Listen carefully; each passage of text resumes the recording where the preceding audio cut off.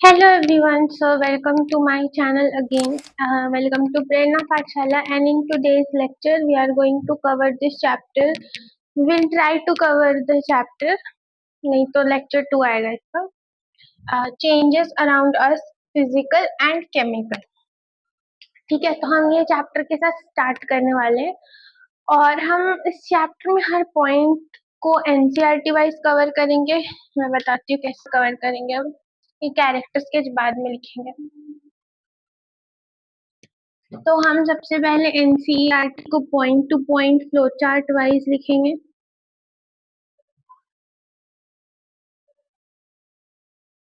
कैसे लिखेंगे? Point two point, point में या पॉइंटर में,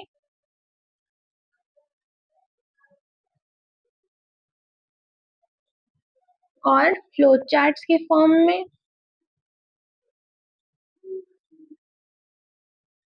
और डायग्रामेटिक फॉर्म में.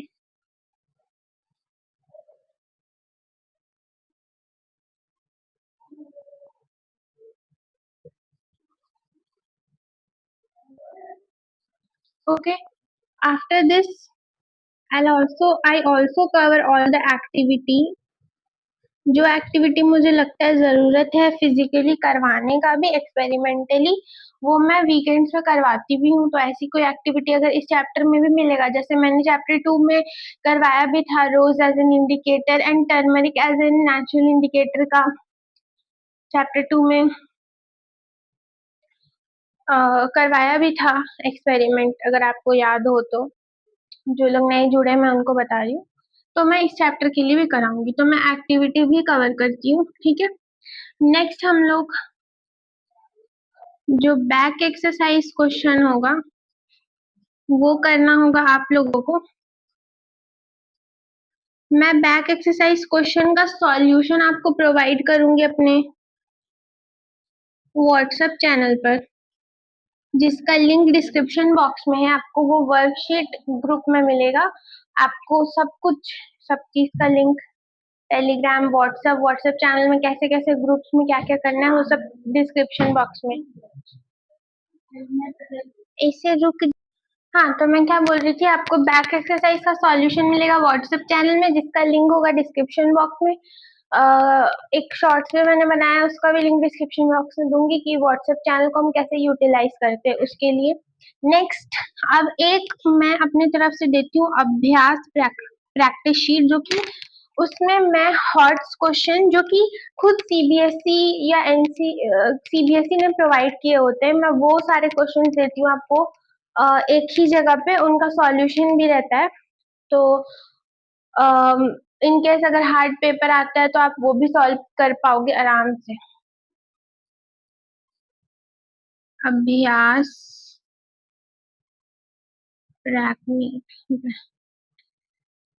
प्रैक्टिस, अरे अभ्यास, सॉरी, अभ्यास देती हूँ, अभ्यास एक्सरसाइज, और ये 1 2 आते जाते. अभी तक इसके मैंने बहुत सारे शीट्स ऑलरेडी प्रोवाइड कर दिए, so you can check out. इसका भी मैं दे दूंगी अभ्यास एक्सरसाइज, जिसमें कि आपके हार्ड क्वेश्चंस रहेंगे. हॉट्स मतलब हायर ऑर्डर थिंकिंग क्वेश्चंस रहेंगे, जो कि खुद सीबीएसई ने प्रोवाइड किया है. तो आपको वो सब मेरे व्हाट्सएप चैनल पे मिल जाएगा. ठीक है, हॉट्स. ठीक है, तो इस तरह से हम एक चैप्टर को कंप्लीट करते हैं, जिससे कि आप आराम से फुल मार्क्स स्कोर कर सकते हो. फुल मार्क्स अगर आपने इतना कर लिया एक चैप्टर के लिए, तो फुल मार्क्स. आप कोई भी स्कूल से हो, कोई भी पेपर आ जाए, इससे बाहर एक क्वेश्चन नहीं आएगा. और इससे जो मैं नोट्स में लिखवाती हूँ ना, उसी से बाहर कोई क्वेश्चन नहीं आना चाहिए, क्योंकि मैं सारा कुछ एनसीईआरटी का point two point flow chart wise सब कवर करती हूँ, बता भी देती हूँ, एक्सप्लेन भी कर देती हूँ जो चीज एक्सप्लेन करने का रहता है। और मैं एक्स्ट्रा चीजें भी प्रोवाइड कर रही हूँ। बैक एक्सरसाइज ये एक्स्ट्रा ही है, पर फिर भी करा रही हूँ। अभ्यास एक्सरसाइज ये एक्स्ट्रा चीज है, पर फिर भी आपको ये तो डेफिनेटली करना ही करना है। मतलब इस पे डबल स्टार मार्क करो, ये करना ही करना है आप लोगों को। ये ये आपका थोड़ा और ये करना ही करना है। 3 स्टार इस पे तो समझ लो, ये बहुत इंपॉर्टेंट है। और साथ साथ मैं इसमें भी क्वेश्चंस आपको कराती हूँ। नोट्स में आपने देखा होगा मेरे, उसमें भी क्वेश्चंस मैं कराती हूँ जो कि आपके एनसीईआरटी के बीच में से रहते हैं। तो इंटरनल क्वेश्चंस जितने भी रहते हैं वो मेरे नोट्स में ही कवर हो जाते हैं। तो आप लेक्चर ध्यान से देखो, इसको फॉलो करो, आपका फुल मार्क्स आने से कोई नहीं रोक सकता। और ये थोड़ा कम इम्पोर्टेंट है, फिर भी करना जरूरी है। करना सब कुछ है, ठीक है। बस मैंने इम्पोर्टेंस मार्क कर दी, इसका इम्पोर्टेंस। इसमें मैं साथ साथ एक और चीज करा देती हूँ, इंटरनल क्वेश्चंस भी कराती हूँ, जो कि कहाँ से रहते हैं, कहाँ के रहते हैं इंटरनल क्वेश्चंस, एनसीईआरटी के रहते हैं, ठीक है ना। जो इंटरनल में रहते हैं, बैक एक्सरसाइज की बात नहीं कर रही हूँ, इंटरनली जो जैसे एक पैराग्राफ के बाद एक क्वेश्चन पूछ दिया, बीच में कहीं कोई क्वेश्चन बन सकता है, तो वो सारे इंटरनल क्वेश्चन भी मैं कवर करवाती हूँ। सो आई थिंक इतना इनफ है एक चैप्टर को इस तरह से कवर करना, क्योंकि एक ही चैप्टर नहीं पढ़ना और एक ही सब्जेक्ट नहीं पढ़ना है, तो लिमिटेड चीजें पढ़नी है, पर ऐसा पढ़ना है कि फुल मार्क्स आ सके।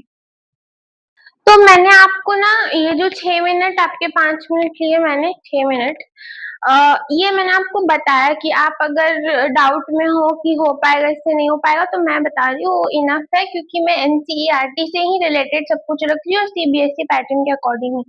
मैं कुछ अपना खुद का एक्स्ट्रा नहीं पढ़ा रही, या इररेलेवेंट कुछ भी नहीं है यहाँ पे।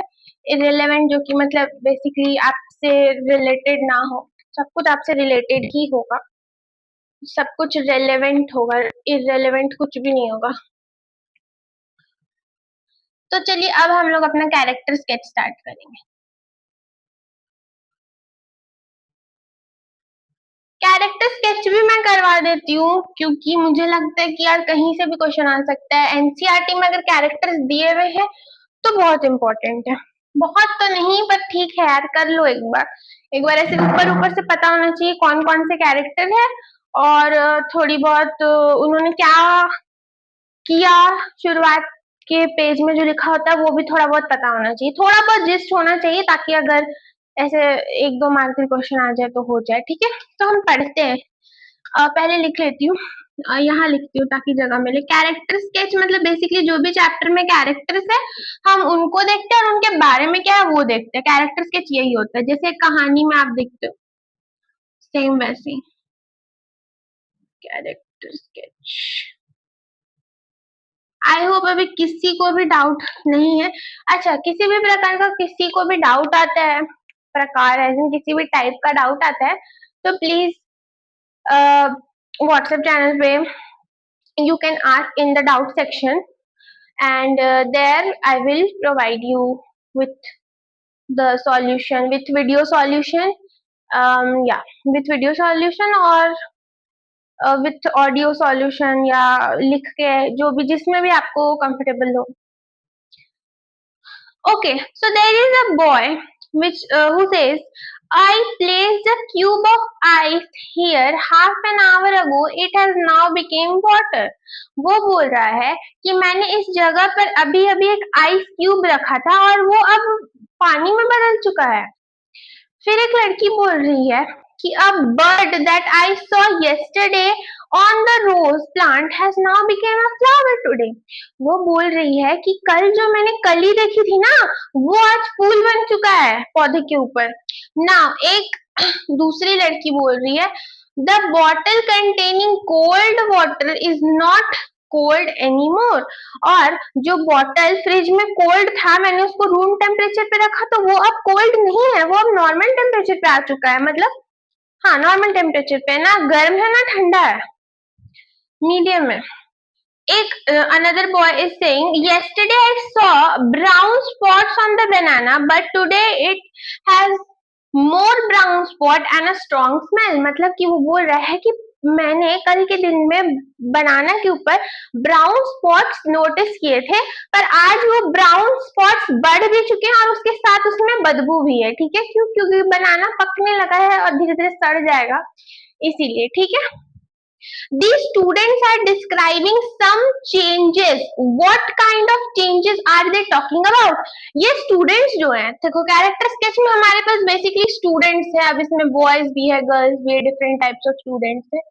ठीक है, और स्टूडेंट्स किस चीज के बारे में बात कर रहे हैं? They are talking about some changes. अब कौन सा चेंजेस? फिजिकल चेंजेस और केमिकल चेंजेस ही होते हैं। दो टाइप के चेंजेस होते हैं। ठीक है, फिजिकल चेंज और केमिकल चेंज। ठीक है, साइंस में दो टाइप के चेंजेस होते हैं, फिजिकल चेंज या केमिकल चेंज। तो स्टूडेंट्स किस चीज के बारे में बात कर रहे थे? जो चेंजेस हो रहे थे उनके बारे में बात कर रहे थे। और हमसे क्वेश्चन पूछा गया है, क्वेश्चन है उन लोगों का कि व्हाट चेंजेस या व्हाट टाइप ऑफ चेंज,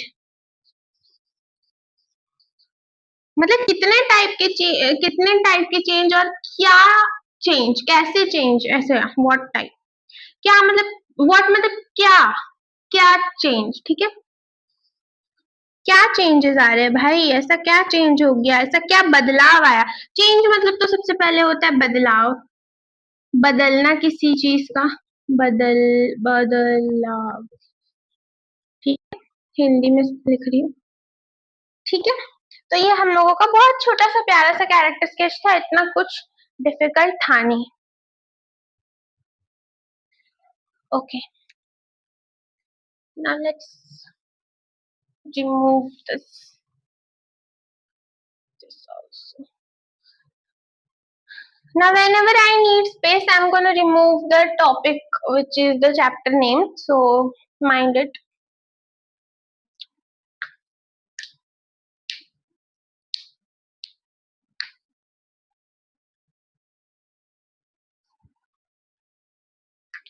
तो वही क्वेश्चन था।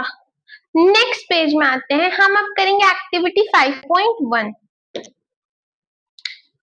एक्टिविटी एक्टिविटी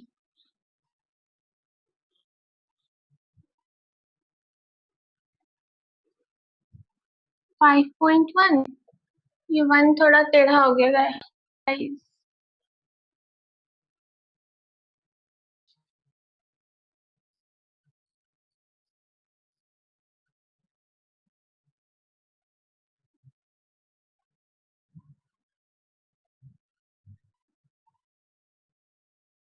एक्टिविटी 5.1 क्या कह रही है? You might have observed, observed यहाँ पे दूसरे कलर से लिखा हुआ है, if you notice green colour से। अगर आपने मेरे पहले के लेक्चर्स देखे हैं, चैप्टर 1, चैप्टर 2, चैप्टर 3, मैंने हर जगह बताया है ऑब्जर्व का मतलब किसी चीज को केयरफुली देखना, to have a careful vision on a certain thing is called as observation basically। लिख लो इसका मतलब। And also having a deep understanding of it or trying to have a deep understanding of it। ठीक है ना, दोनों चीजें। अब मैंने जो बोला अंग्रेजी में, मैं हिंदी में भी बताती हूँ, जो नए बच्चे आए हैं उनके लिए, और जो पुराने भूल गए हैं उनके लिए भी।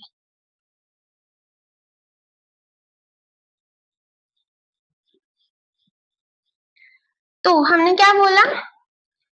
हैविंग ए केयरफुल, केयरफुल मतलब केयरफुल मीन्स ध्यान पूर्वक, ध्यान से मतलब ध्यान भटकना नहीं चाहिए। केयरफुल मीन्स बहुत एकदम ध्यान एकाग्र है, एक जगह पे फोकस्ड है। ठीक है, हैविंग केयरफुल विजन, विजन मतलब कहीं कहीं पे देख रहे हैं, विजन मतलब किसी चीज पे नजर है हमारी, बेसिकली विजन मीन्स नजर। केयरफुल केयरफुल केयरफुल, फुल का फुल विजन ऑन समथिंग, किसी भी चीज पे, किसी भी चीज पे, ठीक है, having careful vision on something and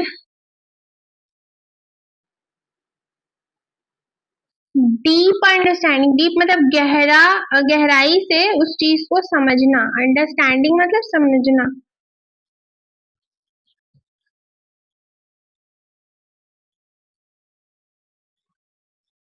of and getting लिख दो, and getting deep understanding of it, क्योंकि इन द प्रोसेस आपको डीप अंडरस्टैंडिंग होगा, धीरे धीरे, एकदम से नहीं होगा। तो गेटिंग डीप अंडरस्टैंडिंग, या कोशिश कर रहा हो, या ट्राइंग टू गेट, ऐसे भी आप लिख सकते हो, and trying to get deep understanding of something, ठीक है। इतना प्यारा डेफिनेशन लिखा है और इतने प्यार से समझाया है, सो आई होप आप कभी नहीं भूलोगे इसको, अपने जहन में बसा लो अच्छे से, और इसको कॉपी में भी प्लीज नोट डाउन करना, क्योंकि कई बार ना लोगों को इंग्लिश के वर्ड्स क्लियर नहीं होते हैं, एंड देन उनको चैप्टर समझ नहीं आता, एंड ऑफ द डे वो लोग रटते हैं फिर। Okay, so now let's move on. तो हम क्या ऑब्जर्व कर रहे हैं, किस चीज को एकदम ऐसे एकाग्र करके अपनी नजर उस चीज पे गाड़े हुए हैं, एकाग्र मीन्स फोकस्ड होके, एंड किसके बारे में हम डीप अंडरस्टैंडिंग गेन कर रहे हैं, तो वेरियस चेंजेस के बारे में, कौन कौन से चेंजेस हो रहे हैं, कौन कौन से बदलाव हो रहे हैं, उस चीज के बारे में हम उस चीज पे हमारा फोकस है, उस चीज को हम ऑब्जर्व कर रहे हैं।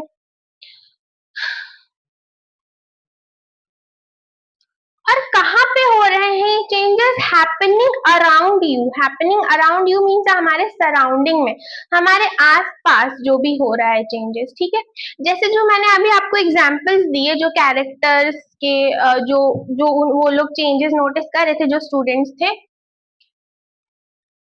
तो वो लोग अपने आसपास ही ये सारी चीजें चेंजेस नोटिस कर रहे थे। Give me 1 minute, so I am back.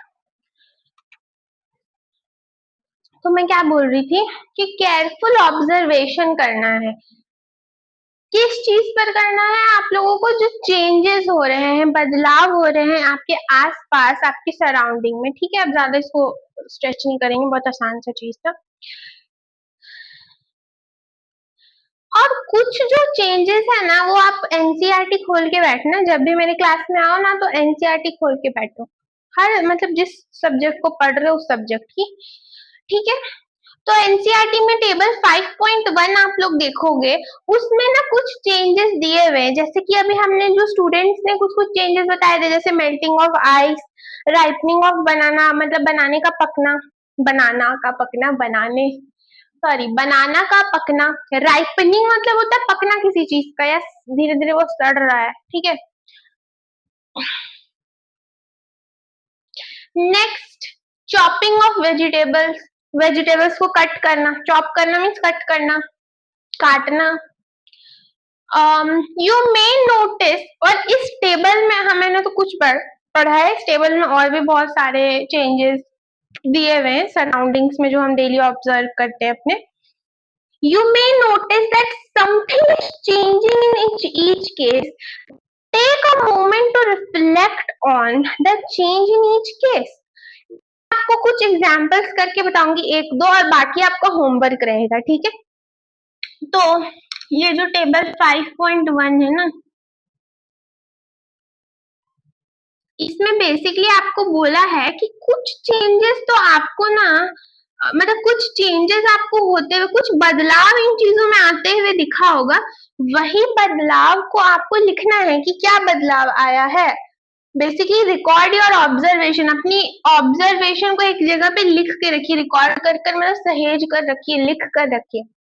Change, यहाँ पे चेंजेस लिखे हुए हैं टेबल में, और यहाँ पे बगल में ऑब्जर्वेशन अपना आपको लिखना है। ऑब्जर्वेशन क्या होता है पता है, क्या आपने ऑब्जर्व किया, ऑब्जर्वेशन का मतलब अभी बताया मैंने, क्या आपने अब ऑब्जर्व कर लिया, वो अब आपको यहाँ लिखना है।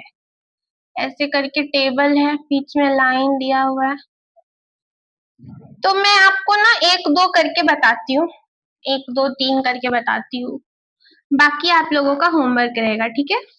क्योंकि ऑफ कोर्स सारा मैं ही कराऊंगी, तो फिर आप लोगों की प्रैक्टिस क्या होगी, एंड दूसरा चीज टाइम भी वेस्ट होगा उसमें। यहाँ पे ऐसे एसएल नंबर लिखा हुआ है, सीरियल नंबर होता है ये।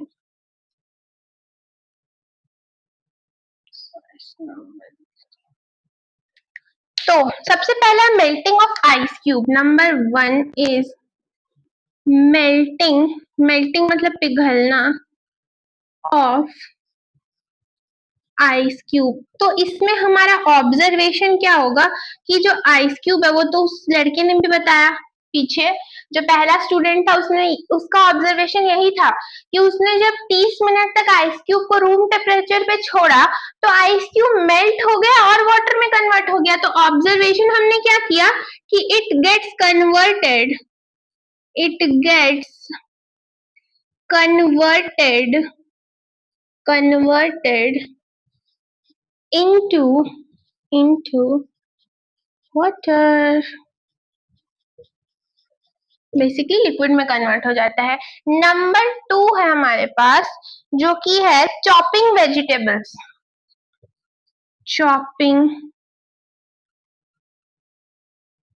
ये तो बहुत आसान है यार, वेजिटेबल चॉप करने से क्या हुआ, उनका साइज में चेंज आया, ठीक है?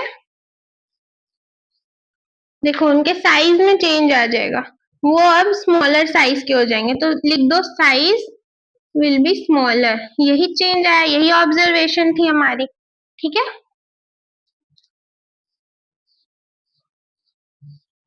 यहाँ पे मैं ऐसे लाइन बना देती हूँ ताकि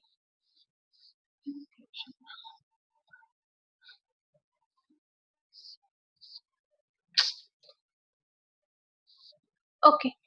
सो और बाकी रेस्ट जो है मैं लिख भी दे रही हूँ, rest are homework, rest homework. और ये बुक में ही आप लोग कर सकते हो अगर आपको स्कूल वालों से डांटना पड़े, नहीं तो आप कॉपी में नोट्स में सेपरेटली ये टेबल आपको बनाना ही है, नोट्स में भी, बट आप चाहो तो सिर्फ बुक में भी कर सकते हो, आपकी मर्जी है। मैं सजेस्ट करूंगी आप लोग नोट्स में भी बनाओ, क्योंकि अगर आप सिर्फ नोट्स पढ़ोगे ना, एनसीईआरटी नहीं पढ़ोगे एग्जाम से पहले, तो ये टेबल एक बार देख के जाओगे। तो मैं बोलूंगी एक बार टेबल को बना लेना, या तो वहां नोट्स में लिख देना कि टेबल 5.1 डन इन बुक। चलो, तो टेबल 5.1 से हमने डिफरेंट काइंड ऑफ चेंजेस देखा, और आप भी देखोगे और बनाओगे तो पर हमने काफी दो टाइप की चेंजेस देख लिए। मैं अभी आपको बाद में बताऊंगी कौन सा फिजिकल होता है, कौन सा केमिकल होता है। ओके, सो ये टेबल आप कंप्लीट कर लेना। कुछ 10 क्वेश्चन है, और 11th में लिखा है एनी अदर, तो उसमें आप कुछ ऐड कर सकते हो। You might have noticed that these changes could be in the size, shape, smell or any other property of the substance or object. मतलब आपने ये टेबल जब बनाया होगा ना, तो आपने एक चीज नोटिस की होगी कि अभी हमने देखा वेजिटेबल को चॉप करने से साइज डिफरेंस आ रहा है, या तो कंप्लीटली सब्सटेंस का जो स्टेट है वो ही बदल जा रहा है। अभी हमने, आपने 6 में एक चैप्टर पढ़ा होगा, journey through the states of water, और वैसे भी इन जनरल आपको 3 स्टेट्स पता होंगे, सॉलिड, लिक्विड एंड गैस, ठीक है? तो अभी हमने आइस क्यूब के मेल्टिंग से क्या देखा, स्टेट में डिफरेंस देखा, तो कंप्लीटली किसी के स्टेट में चेंज आ रहा है, किसी में स्मेल का चेंज आ रहा है, तो डिफरेंट काइंड ऑफ चेंजेस आ रहे हैं। प्रॉपर्टी में भी चेंज आ जा रहा है। प्रॉपर्टी मतलब सपोज कोई पहले मैलिएबल चीज थी, मैलिएबल जिसको हम, अच्छा छोड़ो ऐसे मत देखो, मैलिएबल अभी हम लोग आगे पढ़ेंगे मेटल नॉन मेटल में, चैप्टर 4, जो कि बाद में करवाऊंगी बाद में आफ्टर हाफ ईयरली, अभी सिलेबस में नहीं है वो, ठीक है? तो मैलिएबल का मतलब हम वहीं देखेंगे, या अभी मैलिएबल आउट ऑफ टॉपिक हो जाएगा, ठीक है?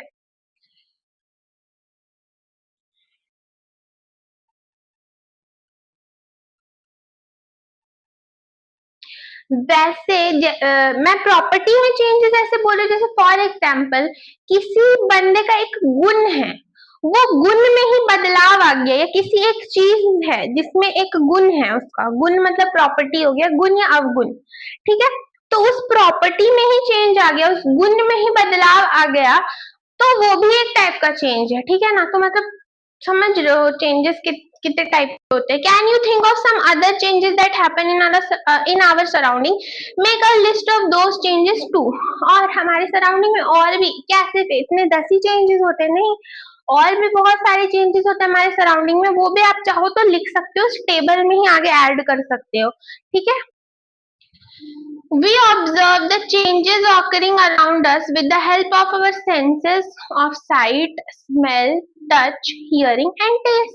और हमने कंक्लूजन क्या निकाला कि ये जो डिफरेंट टाइप ऑफ चेंजेस हो रहे हैं, कंक्लूजन निकालते पहला कंक्लूजन तो हमारा ये निकला कि जो चेंजेस हो रहे हैं वो डिफरेंट टाइप में हो रहे हैं, डिफरेंट टाइप के हो रहे हैं, जैसे कि लाइक इन स्मेल, मतलब स्मेल में चेंज आ रहा है, साइज में चेंज आ रहा है, या प्रॉपर्टी में ही चेंज आ रहा है, मतलब गुण में ही चेंज आ रहा है, एक्सेट्रा, ठीक है। एंड दूसरा हम क्या देख रहे हैं कि हम इन चेंजेस को पता कैसे कर पा रहे हैं, तो हमारे पास कुछ सेंसरी ऑर्गन्स होते हैं, सेंसरी ऑर्गन्स ही बोलते हैं ना, हाँ, या ऐसा बोल सकते हैं सेंसेस होते हैं, सेंसेस लिखो, सेंसरी ऑर्गन्स में तो नोज आई ये सब लिखना पड़ेगा, सेंसेस लिखो। हमारे पास बेसिकली सेंसेस 5 सेंसेस होते हैं ना, विजन, विजन को साइट भी लिख सकते हो, साइट मतलब भी विजन ही होता है, विजन हो गया, स्मेल हो गया, स्मेल में सूंघना, किसी चीज का बदबू है, खुशबू है, किस टाइप की स्मेल है, टेस्ट करना किसी चीज को, टेस्ट बर्ड्स होते हैं हमारे पास जो कि टंग से आता है हमें, ये सब बच्चों वाली चीज है, ठीक है, ये सब हम 4 5 सब में सीखते हैं, 1 में भी एक्चुअली सीखते हैं ये सब। तो विजन हो गया, स्मेल हो गया, टेस्ट हो गया, हियरिंग हो गया, सुनना किसी चीज को अपने ईयर के मदद से,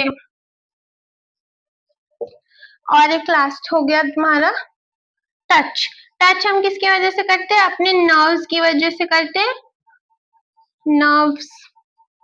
और स्किन जो है, स्किन है, स्किन के थ्रू हम टच कर सकते हैं चीजों को और फील कर सकते हैं, और नर्व जो है वो हमारे ब्रेन को सिग्नल देता है कि हाँ हमने ये चीजें टच की है, ठीक है।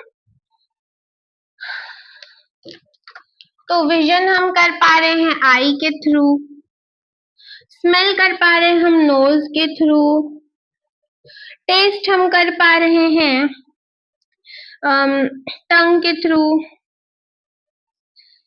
हियरिंग हम कर पा रहे हैं ईयर के थ्रू, देन नेक्स्ट इस टच हम कर पा रहे हैं स्किन के थ्रू, और नर्व्स जो है वो सिग्नल भेजते हैं ब्रेन को, बट ठीक है इतना भी बायो नहीं घुसना है, हम केमिस्ट्री पढ़ रहे हैं बेसिकली, अभी ये साइंस का केमिस्ट्री वाला पोर्शन है। तो हम इन सब भी अपने सेंसेस के थ्रू, इन सभी सेंसरी ऑर्गन के थ्रू हम क्या कर पा रहे हैं, चेंजेस को ऑब्जर्व कर पा रहे हैं, ठीक है।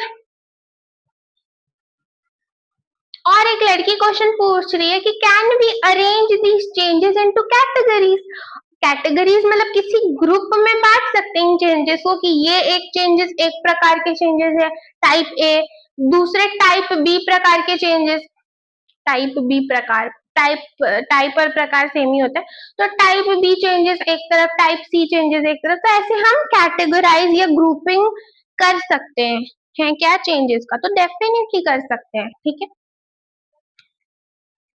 ओके, एक्टिविटी 5.1 यहीं पे हमारा खत्म हुआ, और इसके मदद से हमने समझ लिया कि चेंजेस को हम डिफरेंट चीजों में कैटेगराइज भी कर सकते हैं, और अब मैं इसको भी मिटा रही हूँ cause now I want space.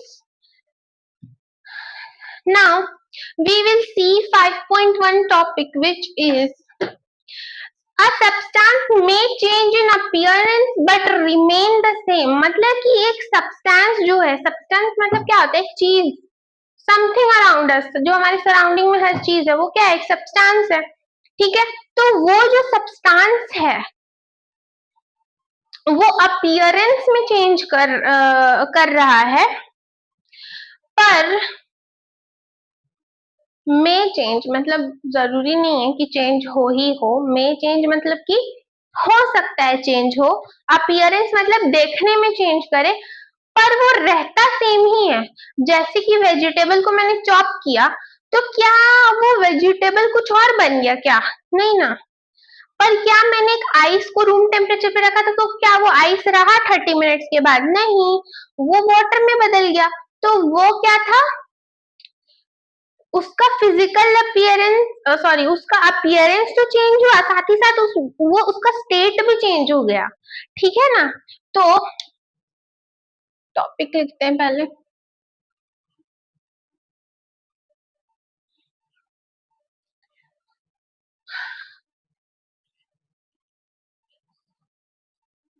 इतना बड़ा टॉपिक डाल दिया है ना, डायरेक्ट फिजिकल चेंज लिख देता।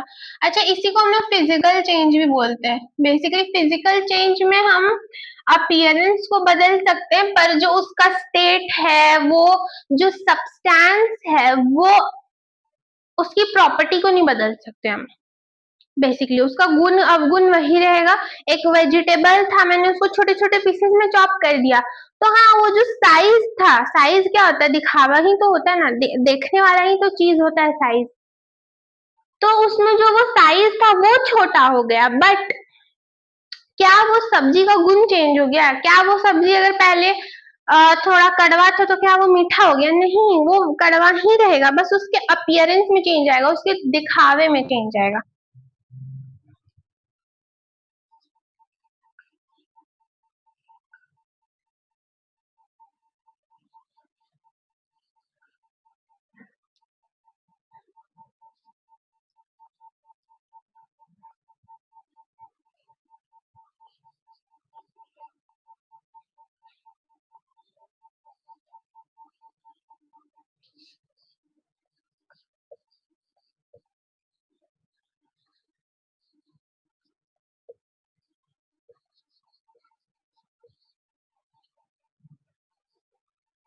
But remain the same, but remain the same मतलब इसमें कोई चेंजेस नहीं आता है सब्सटेंस में, सब्सटेंस सेम ही रहता है। आ रहे रुको, रिमेन द सेम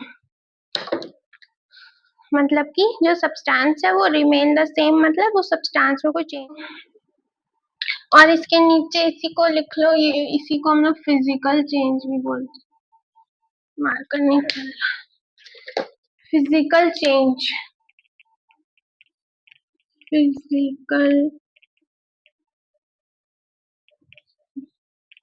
फिजिकल मतलब फिजिकलिटी, बाहर से जो दिखता है, अपीयरेंस बेसिकली, तो उसमें चेंज आ सकता है, उसमें चेंज आता है, पर जो सब्सटेंस है उसकी प्रॉपर्टीज में कोई चेंज नहीं आएगा, और substance will remain the same. Now activity 5.2 देखेंगे अब हम लोग, जो कि इसी टॉपिक से रिलेटेड है। ये एक्टिविटी 5.2,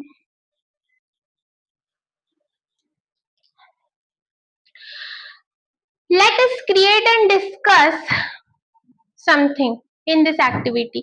तो A नंबर में creating some object with paper, figure 5.1 आप लोग देखोगे तो हम लोग कुछ ऑरिगेमी, बेसिकली पेपर से कुछ भी बनाना, एरोप्लेन, फ्रॉग, कोई भी एनिमल, कुछ भी हम लोग पेपर से क्राफ्ट करते हैं उसको ऑरिगेमी बोलते हैं। तो take a few sheets of paper and fold them to create new object. कोई भी शीट ऑफ पेपर लो, उससे एरोप्लेन बनाओ, कोई भी न्यू न्यू स्ट्रक्चर बनाओ। क्रिएट न्यू ऑब्जेक्ट्स, बेसिकली कुछ भी बनाओ यार, बर्ड बनाओ, एरोप्लेन बनाओ, फ्रॉग बनाओ, कुछ भी बनाओ, basically origami. Do you get the same paper back when you unfold these object? और क्या तुम वो पेपर को वापस से खोल दोगे तो हमें सेम ही पेपर मिलेगा, बस वो थोड़ा मुड़ा हुआ रहेगा। अपीयरेंस में चेंज आया ना, थोड़ा मुड़ा हुआ है। क्या पेपर की कोई प्रॉपर्टी में चेंज आया? नहीं, पेपर सेम था। तो ए नंबर में हम लोग लिखेंगे क्वेश्चन का जवाब देते हुए कि the paper will remain the same, the paper will remain the same.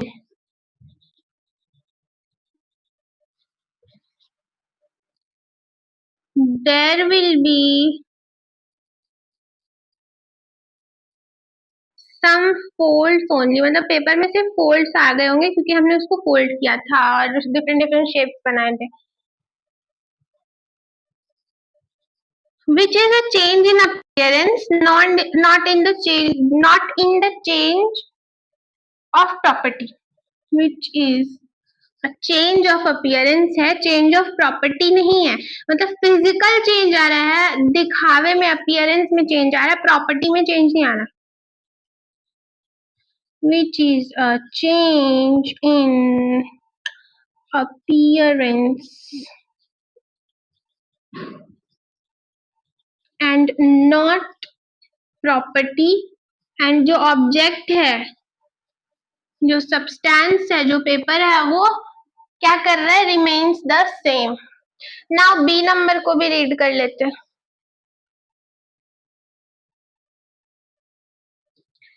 B number है playing with a balloon it हम लोग को क्या करना है? बलून के साथ खेलना है। Take a balloon and inflate it. Now loosen your grip and let the air escape out. Basically inflate मतलब कोई चीज inflated है, मतलब बेसिकली गुब्बारे को फुलाना है आपको, बलून को ब्लो करना है, फुलाना है, ठीक है। और फिर धीरे धीरे उसको लूज कर देना और उसमें से हवा को बाहर निकलने देना है। बेसिकली अब बलून को हम वापस से उसी शेप में ले आएंगे। तो क्या बलून जैसा पहले था वैसा ही वापस हो जा रहा है? तो हाँ, सिर्फ अपीयरेंस में चेंज आएगा बलून के जब वो इन्फ्लेटेड होगा, जब वो फूला हुआ होगा गुब्बारा। पर क्या उसकी कोई प्रॉपर्टी में चेंजेस आया बलून के प्रॉपर्टी में? नहीं। Do you get the uninflated balloon back? तो हाँ, अनइंफ्लेटेड बलून हमें वापस मिल जाता है। And take another balloon, inflate it and grip the opening tightly, now prick it with pin.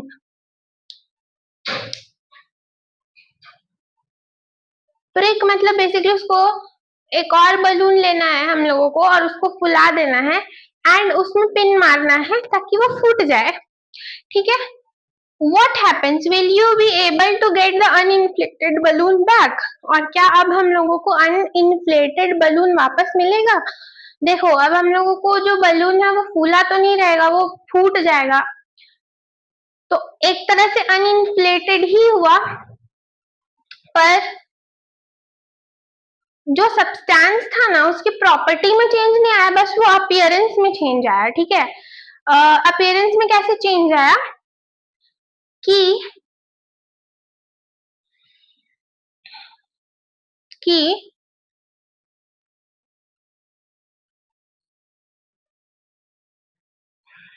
Appearance में ऐसा चेंज आया कि पहले वो बेसिकली वो पहले जब अनइन्फ्लेटेड था तब वो फटा हुआ नहीं था, पर बलून को जब आपने फोड़ा ना तो वो फट गया, बस अपीयरेंस में चेंज आया, उसकी प्रॉपर्टी में कोई चेंज नहीं आया, ठीक है।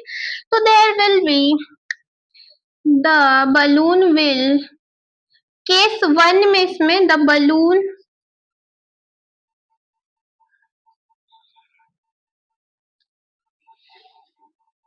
इज बैक बीइंग, मतलब वो वापस से केस 1 में क्या हो जाता है? अनइन्फ्लेटेड हो जाता है। और 2 में जब हमने उस बलून को फोड़ दिया ना, उसमें पिन मार दिया, बेसिकली उसको प्रिक किया, प्रिक मतलब फोड़ना पिन मारकर, तो क्या हुआ कि the balloon will be inflated but the appearance will change a bit. Balloon is, मैं ऐसे लिख रही हूँ, back being uninflated but the balloon is back being uninflated inflated होगा, थोड़ा स्पेलिंग गलत हो गया, uninflated but now the appearance has changed. The appearance, देखो कुछ तो कुछ चेंज आना ही है, एक तरह का तो चेंज आना ही पड़ेगा, तभी तो हम चेंज बोल रहे हैं। फिजिकल चेंज हो या केमिकल चेंज हो, कुछ ना कुछ चेंज तो आना ही है, चाहे वो अपीयरेंस का हो, और जब भी सिर्फ अपीयरेंस का चेंज है तो फिजिकल चेंज हो जाता है। हैज चेंज, क्यों अपीयरेंस चेंज हो गया? क्योंकि पहले बलून जो था अनइन्फ्लेटेड में वो फटा हुआ नहीं था, फूटा हुआ नहीं था, और अब वो फूटा हुआ हो चुका है क्योंकि हमने उसमें प्रिक कर दिया पिन से, ठीक है, मतलब पिन मार दिया उसमें, पिन से फोड़ दिया बलून को, ठीक है, तो अपीयरेंस हैज चेंज्ड, ऐसे लिख सकते हो आप लोग। This is what it is. बहुत अच्छा मेथड था आप लोगों को समझाने का।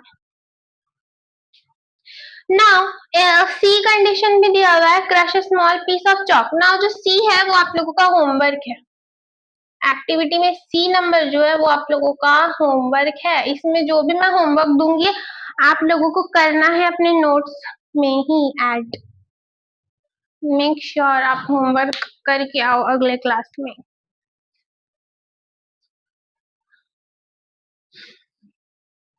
सो सी नंबर है, during all these changes material. अब सी नंबर आप लोग कर लोगे, उसके बाद में पढ़ रही हूँ कंक्लूजन। ड्यूरिंग, अच्छा, is there any similarities in changes A B and C? क्या ए बी और सी में कोई सिमिलैरिटी है? तो यस बिल्कुल है, ए बी और सी सारे क्या है, अपीयरेंस में चेंज आ रहा है, अपीयरेंस में चेंज आ रहा है, और बट प्रॉपर्टी में चेंजेस नहीं आ रहे। बेसिकली सब्सटेंस जो है वो दैट रिमेन्स द सेम, ठीक है। तो ये क्वेश्चन है, यहाँ लिख लो सिमिलैरिटी, सिमिलैरिटी यही है सब में, ठीक है।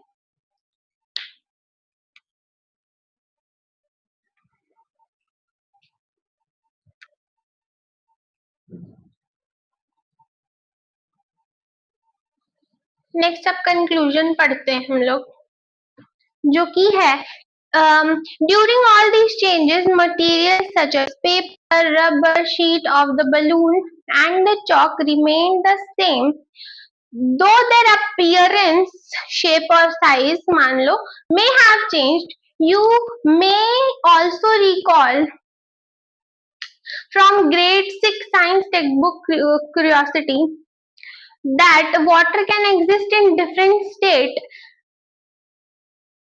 and can change from one state to another.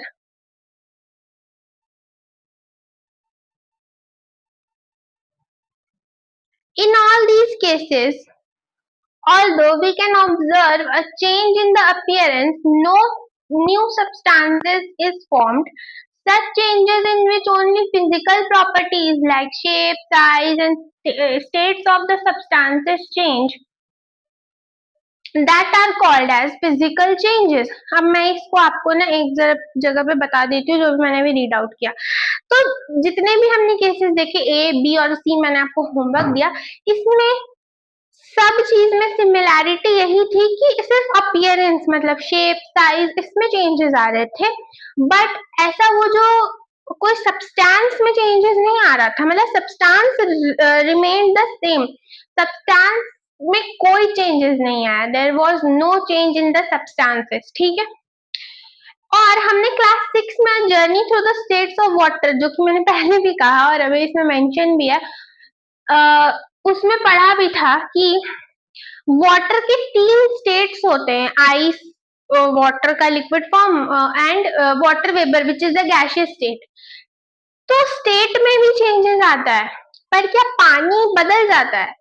नहीं, पानी पानी ही रहता है, सब्सटेंस में चेंजेस नहीं आ रहा है, ठीक है।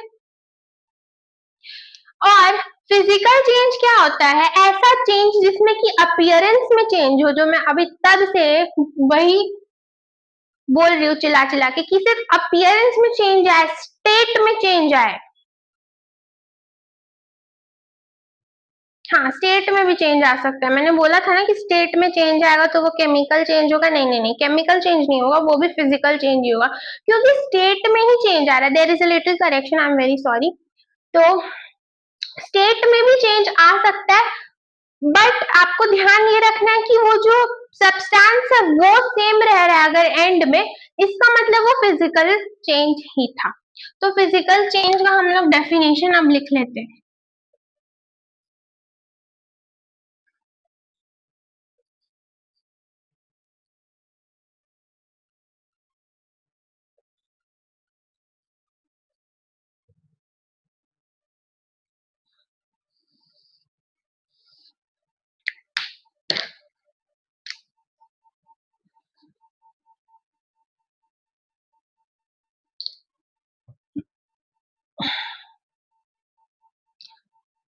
सच चेंजेस या दोज चेंजेस, कुछ भी लिख सकते हो आप लोग, सच चेंजेस या दोज चेंजेस in which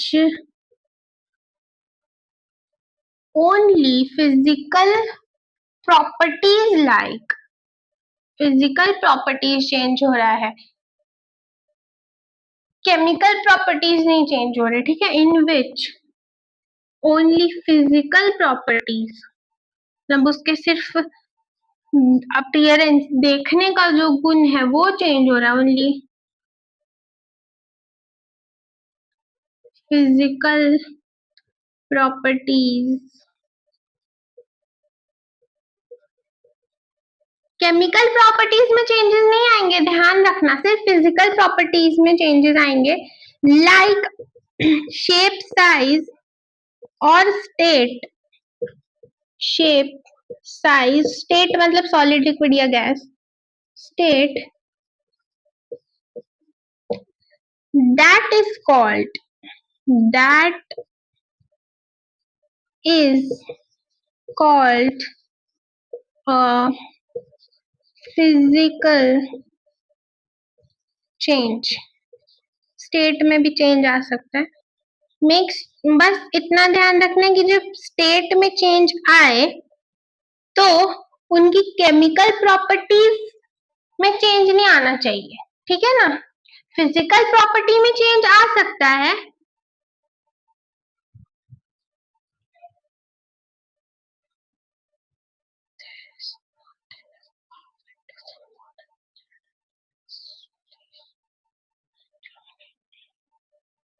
अच्छा हाँ, तो मैं वही बोल रही थी कि फिजिकल चेंज, फिजिकल प्रॉपर्टीज में चेंज आ सकता है पर केमिकल में चेंज नहीं आ सकता, एंड स्टेट में भी चेंज आ सकता है, मतलब सॉलिड, लिक्विड, गैस में चेंजेस हो सकते हैं।